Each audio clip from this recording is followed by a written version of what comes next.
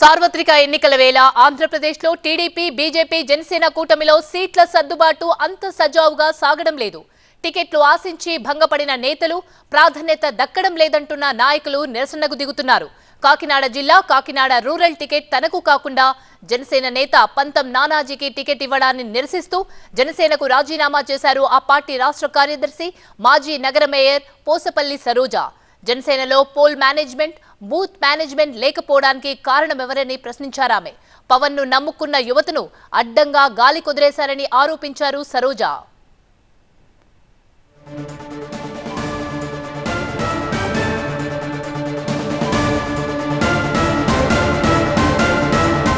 పవన్ కళ్యాణ్ ను కలవకుండా కాపు కోటరీ అడ్డుగా ఉందన్న ఆమె నాదెండ్ల మనోహర్ తెలుగుదేశం కోవట్టని ఆరోపించారు.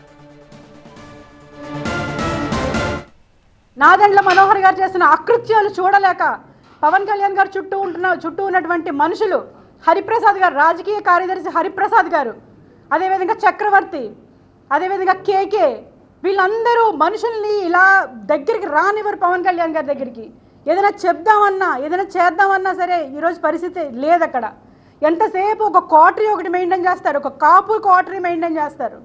ఆ క్వార్టరీ దాటి ఇంకొక సామాన్య మానవుడు ఎవ్వరు కూడా వెళ్ళలేని పరిస్థితి.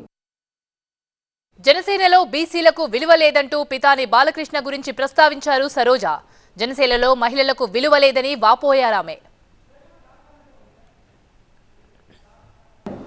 నెల రోజుల నుంచి కన్నీటికి మున్నిటికి ఏకదాటిగా ఏడుస్తున్న పితాని బాలకృష్ణ గారిని ఎందుకు పిలవలేదు? ఇప్పుడు దాకా సరోజాని పిలవలేదు, ఓకే, పితాని బాలకృష్ణని ఎందుకు పిలవలేదు అంటే కేవలం బీసీ సామాజిక వర్గం, సెట్టిపల్లి సామాజిక వర్గం చెందిన వాళ్ళు కాబట్టే మమ్మల్ని ఇంత చిన్న చూపు చూస్తున్నారు. మహిళలకైతే జనసేన పార్టీలో ప్రాధాన్యతే లేదు. మహిళలు కేవలం పని చేయడానికే పనికొస్తారు అంతే, వేరే ప్రాధాన్యత లేదు. నిన్న కూడా మహిళలతో మీటింగ్ పెట్టారండి పవన్ కళ్యాణ్ గారు. అక్కడ పిలిచి కూర్చోబెట్టారు. ఏంటి అంటే రాబోయే 2029 ఎలక్షన్లో మీకు 1/3 సీట్స్ వస్తాయి, అప్పుడు మీకు నేను ఇస్తాను అని చెప్తున్నారు. మరి జనసేన పార్టీకే 1/3 సీట్స్ వస్తాయా, మరి మిగతా అన్ని పార్టీలకు కూడా వస్తాయో నాకు అర్థం కాలేదు. మరి ఆయన చెప్తుంటే అక్కడ కూర్చోబెట్టి మీలో మీరు మాట్లాడుకోండి, మీలో మీకున్న సమస్యలు తేల్చుకుని ఒక నోట్ రాసి నాకు ఇవ్వండి, నేను దానికి రెస్పాండ్ అవుతాను అని చెప్తున్నారు అని చెప్పి అక్కడి నుంచి వెళ్ళిపోయారు. మహిళలు మాట్లాడుకుంటున్నారు. అంటే నా పాత్ర ఏంటి, ఆ వేరే మహిళల్లో నా పాత్ర ఏంటో నాకు అర్థం కాలేదు. అక్కడ ఒక మేయర్గా చేసి అక్కడున్న రీజనల్ కోఆర్డినేటర్లు మిగతా వాళ్ళందరితో కూర్చోబెట్టి నా పాత్ర ఏంటో నాకు అక్కడ అస్సలు అర్థం కాలేదు. నాకు అర్థమవుతుంది ఇంకా బీసీలకి, ముఖ్యంగా మహిళలకి అక్కడ ఉంటే ఓచకోత కోస్తారు, పాతరే. జనసేన రెసిడెన్షియల్ కాలేజీ లాంటిదని కార్పొరేట్ ఆఫీస్లా మెయింటైన్ చేస్తారని ఆరోపించారామె. తనతో పార్టీ వ్యవహరించిన తీరుకు నిరసనగా రాజీనామా చేస్తున్నట్లు ప్రకటించారు. శెట్టి బలజేలకు రాజ్యాధికారం ఇవ్వరా అని ప్రశ్నించారామె. ప్రశ్నించమని మా నాయకుడే నేర్పాడు. ఆయన స్ఫూర్తితోనే పవన్ కళ్యాణ్ గారి స్ఫూర్తితోనే ఈరోజు నేను ధైర్యంగా మాట్లాడుతున్నాను, ప్రశ్నిస్తున్నాను. ఈరోజు జనసేన పార్టీ ఏం చేస్తుంది? పోల్ మేనేజ్మెంట్, బూత్ మేనేజ్మెంట్ లేకుండా దశాబ్ద కాలంగా పార్టీలో ఉన్నారు కదా ఆయన, దశాబ్ద కాలం పార్టీని నడిపారు కదా ఆయన. ఇప్పటికీ కూడా పోల్ మేనేజ్మెంట్, బూత్ మేనేజ్మెంట్ లేదు అంటే ఎవరి వైఫల్యం కారణం ఇది?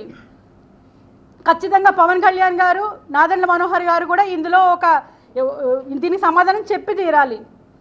అంటే ఇంతమంది జన సైనికులు, పవన్ కళ్యాణ్ గారు అంటే పడి చచ్చిపోయే యువత, షర్టులు చింపుకొని చెప్పులు కూడా లేకుండా ఆయన కారు వెనకాల పరిగెడుతుంటే ఆయనకి ఇంత కూడా జాలి కలగట్లేదా?